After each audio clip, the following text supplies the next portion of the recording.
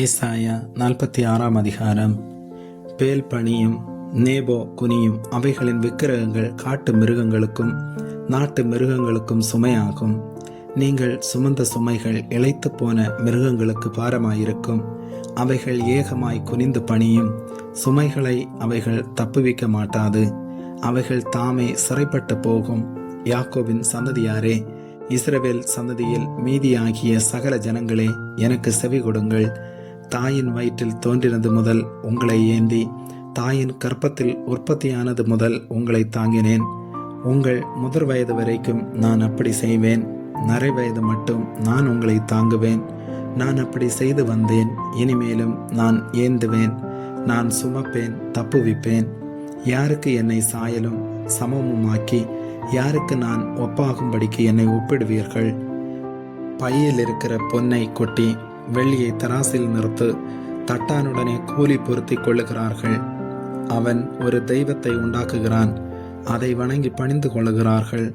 அதை தோளின் மேல் எடுத்து அதை சுமந்து அதை அதன் ஸ்தானத்திலே வைக்கிறார்கள். அங்கே அது நிற்கும், தன் இடத்தை விட்டு அசையாது. ஒருவன் அதை நோக்கி கூப்பிட்டால் அது மறு உத்தரவு கொடுக்கிறதும் இல்லை. அவன் இக்கட்டை நீக்கி அவனை ரட்சிக்கிறதும் இல்லை.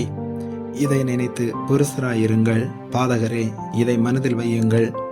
முந்தி பூர்வ காலத்தில் நடந்தவைகளை நினையுங்கள். நானே தேவன், வேறொருவரும் இல்லை.